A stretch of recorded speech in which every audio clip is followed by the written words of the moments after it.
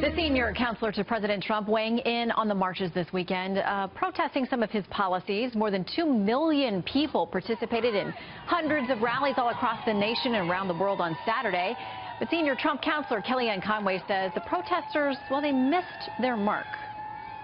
We certainly respect people's First Amendment rights, but I frankly didn't see the point. I mean, you have a day after he's uplifting and unifying, and you have folks here being on a diatribe where I think they could have requested a dialogue. Nobody called me and said, hey, could we have a dialogue? Lisa Boothe is a contributor for the Washington Examiner and president of High Noon Strategies.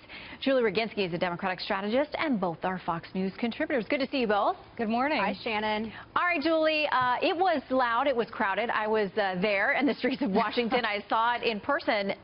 People were very, very passionate. But what did they accomplish?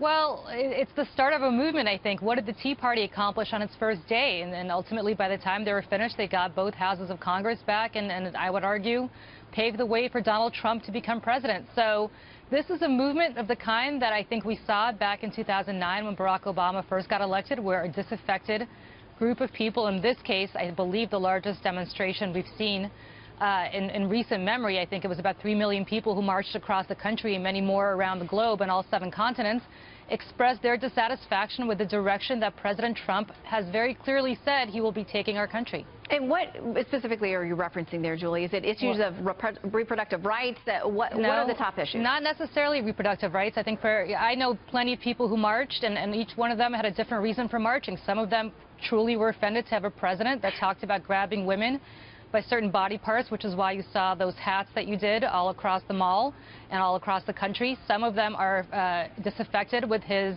views on health care reform. Some of them don't like how he is going to treat the environment.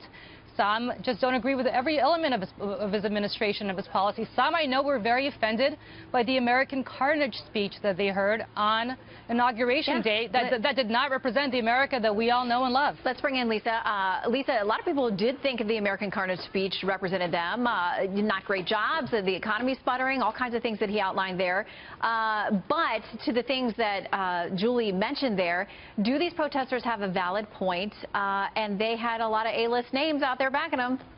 Well, Shannon, let's be clear about something. This wasn't a march about women because they excluded key voices from women. They excluded women that believe in the right to life. So this was not a march for women's rights.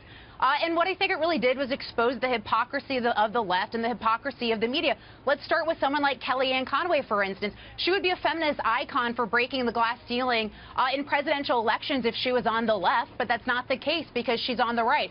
Let's also look at the fact that these women came out on Saturday calling Donald Trump a misogynist, but they idolized someone like Hillary Clinton, who stood behind her husband as she climbed the political ladder. They idolized someone like Madonna, who offered sexual favors for votes during the general election, who used a profanity-laced tirade against Donald Trump and threatened terrorist activity.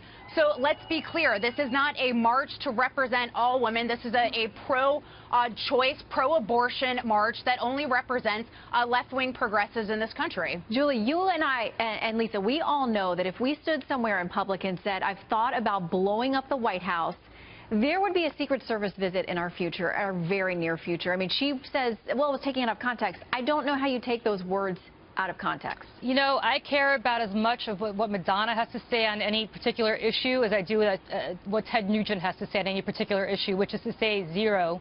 Madonna is an attention-grabbing, seeking celebrity. She always has been. I really don't care what she has to say. What she said, obviously, about blowing up the White House was wrong. I know she tried to backpedal. You know, I really don't care what Madonna has to say. What I do care about is those 3 million women across the country and what they have to say, because they began a movement this weekend, I believe, that people in Washington would be very wise to pay attention to. A lot of people did not take the Tea Party demonstrations seriously in 2009. I remember I may have been behind the curve on that, too. I took them seriously after a while, and I think a lot of people on both sides of the aisle should take a very careful look at what they saw across the country, because it is not going away. Well, Lisa, we saw a couple of tweets from the president, one essentially saying, why didn't these people get out and vote? Celebrities did not help the cause. But something more toned down, saying, listen, people have the right, the freedom of expression. It's one of the most beautiful things about America.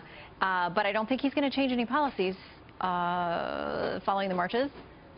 Well, look, I think Donald Trump's right. Of course they have the right to protest and the right to march. They have the right to express their First Amendment rights. But the reality is there's just blatant hypocrisy there. One, in the sense of, as I mentioned before, that they want to criticize someone like Donald Trump, but look at the individuals that they idolize. Look at the signs that were out there. Look at some of the language that was used. If that is their representation of women in America, I want nothing to do with it, because that certainly doesn't represent me as a woman or what I believe or the individuals that I prop up and idolize as women leaders. So I think it's just blatant dishonesty. Look at even the fact of their promotional video of a woman talking about the right of her unborn baby, but they couldn't care less about the right of the unborn because they didn't let pro-life women there at the march. So it's just blatant dishonesty, blatant hypocrisy. And you know what, Shannon? I guarantee what we won't see from the mainstream media is the amount of attention given to the March for Life this Friday in our nation's capital. So it's just blatant dishonesty, blatant hypocrisy from the left and the media, and I think they should be called on it. You know, I guarantee you 3 million people show up to that march on Friday. The media will pay attention. We'll but I also will, yeah, but just like the attention they gave the Donald Trump's crowds during the general election. We got to leave it there. I will say, though, having covered the March for Life many times in person, it goes vastly underreported as to actually what happens there. But we'll see about this Friday.